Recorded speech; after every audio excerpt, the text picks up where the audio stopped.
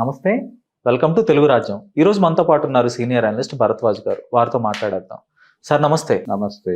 Sir, Telangana జర్నలిస్టులు professor Nageshwar గారి మీద పవన్ కళ్యాణ్ వ్యాఖ్యలు, తర్వాత ఈ వ్యవహారం, అటు నుంచి విమర్శలు, ఇటు నుంచి విమర్శలు, ప్రతి విమర్శల తర్వాత తెలంగాణ జర్నలిస్టులు పవన్ కళ్యాణ్ అయితే టార్గెట్ చేసుకొని ఏకిపారేస్తున్నారు. ఆస్తులకు సంబంధించిన కొన్ని వివాదాలను కూడా బయటకు తీసుకొస్తున్నారు. హైదరాబాద్ లోని జన్వాడలో కోకాపేట సమీపంలో ఆయన ఒక 10 ఎకరాల ల్యాండ్ కి సంబంధించి ఇదంతా చెరువును ఆక్రమించుకొని భూమిని కొనుగోలు చేశారు అని జర్నలిస్ట్ అయితే ఈ వ్యవహారాన్ని బయటపెట్టుకున్నారండి. చెరువును ఆక్రమించుకున్నాడు. 3 దశల్లో ఆక్రమణ జరిగింది. 3 దశల్లోనూ రిజిస్ట్రేషన్లు జరిగినట్టుగా డాక్యుమెంట్లు చూపిస్తున్నాయి. చెరువేనంటారా? చెరువే. ఇప్పుడు చెరువా కాదా అనే చర్చ ఒక్కర్లేదు అది. ఎందుకంటే అది చాలా క్లియర్ గా ఆ చెరువు చెప్తున్నారు వాళ్ళు. చెప్పడం మాత్రమే కాదు, చెరువు పక్కన ఉన్నటువంటి ఇళ్ల మీద దాడులు చేశారుగా మీరు. ఇక్కడ సున్నం చెరువు ప్రాంతాల్లో హైడ్రా ఏం చేస్తోంది? హైడ్రా అపార్ట్మెంట్ల మీద కూడా దాడులు చేశారుగా. మూసి బఫర్ ఏరియాలో ఉన్నారు అని చెప్పి అపార్ట్మెంట్ మీద దాడులు చేసి చాలా మంది అపార్ట్మెంట్లను ఖాళీ చేయించే ప్రయత్నాలు చేస్తున్నారుగా. ఇప్పుడు సున్నం చెరువు ఏరియాల్లో వాళ్ళకి కనీసం సామాను బయటకు తీసుకెళ్లే అవకాశం కూడా ఇవ్వకుండా దాడులు చేసి రోడ్ల మీదకి జనాల్ని లాగి వాళ్ళ బ్యాంకు లోన్స్ ఉన్నాయి ఆ ఇళ్ల మీద. బ్యాంకులు లోన్లు ఇచ్చినప్పటికీ ఇళ్లు బద్దలు కొట్టే ప్రయత్నం చేశారు కదా. ఇక్కడ హైడ్రా రంగనాథ్ గారికి పవన్ కళ్యాణ్కి ఒక కులబంధం కూడా ఉంది. దాన్ని కూడా చూడాలి. అంటే వారు కాపులే, వీరు కాపులే కనుక చూసి చూడనట్టు వ్యవహరించారా అంటే ఏం చెప్తారు వాళ్ళు సమాధానం? అందుకని అది కాన్షియస్గానే జరిగింది. వాళ్ళు పొలిటికల్ లాలూచి ఎవరో ఒకళ్ళతో పడి లోకల్ వాళ్ళతో ఆర్గనైజ్ చేసుకుని ఆ ప్రాపర్టీని అక్వైర్ చేశాడు ఆయన. అవతల వాళ్ళకి ఆ సమర్థత లేక ఈయనకి అమ్మేసినట్టున్నారు తక్కువ ధరకి. ఈయన కొనేసుకుని ఈయన పద్ధతిలో ఈయన దాన్ని క్లియర్ చేసుకున్నాడు. అంటే డిస్ప్యూట్ ల్యాండ్స్ కొనటం అనే ఒక టెక్నిక్ ఉంటుంది.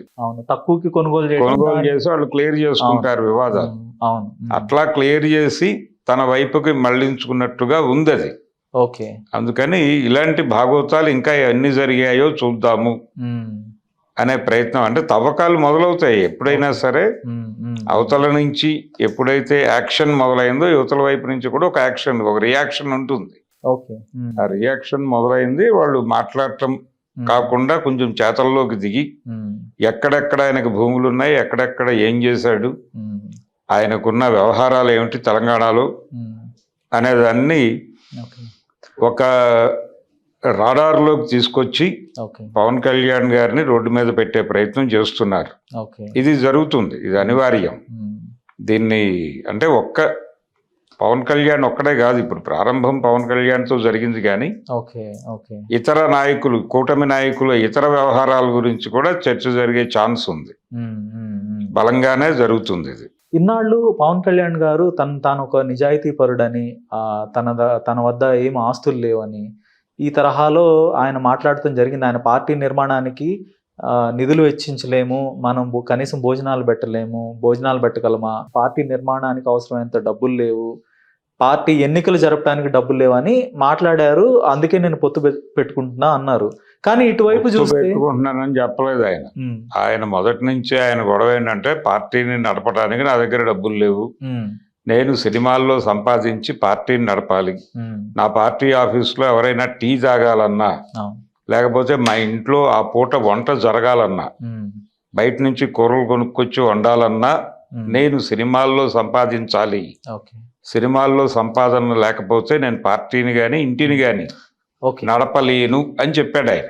ఇప్పుడు జన్వాడ లాంటి ప్రాంతం, కోకాపేట లాంటి ప్రాంతంలో ఒక 10 ఎకరాలంటే చాలా ఎక్స్పోనెన్షియల్ నెంబర్ ఉంటుంది. ఆయన 2.5 కోట్లకో 3 కోట్లకో కొన్నానని చెప్తున్నాడు. కానీ దాని మార్కెట్ వాల్యూ ఒక్కొక్క ఎకరం దాదాపుగా 100 కోట్లు అయితే ఉంటుంది కదా. ఉండొచ్చు.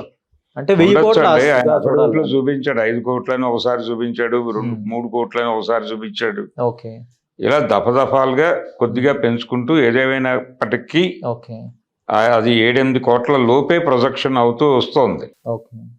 ఆయన అలా అంటే రకరకాల డ్రామాలు ఉంటాయి దీనిలో. అవినీతి, అలాగే తన ప్రాపర్టీస్ని తక్కువ చేసి చూపించటం, ఇవన్నీ ఓకే. ప్రతి రాజకీయ నాయకుడు చేసే క్రీడలే. అదే పవన్ కళ్యాణ్ కూడా చేస్తున్నాడు. ఆయన చాలా క్లియర్గా రాజకీయాల్లోకి వచ్చిన తర్వాత ఆయన చిరంజీవి గారి పార్టీ మూసేయటం అనే దాని పట్ల ఆయనకి వ్యతిరేకత ఉంది. అది అలా కొనసాగించి ఉంటే దాని లెగసీ చాలా బాగుండేది. అనవసరంగా షట్ డౌన్ చేశాం అనేది ఒక బాధ ఉంది ఆయనకి. ఆ బాధతోనే ఆయన జనసేన పెట్టాడు. రాజకీయాల్లో చాలా ఉంది డబ్బు అని అర్థమైంది ఆయనకి.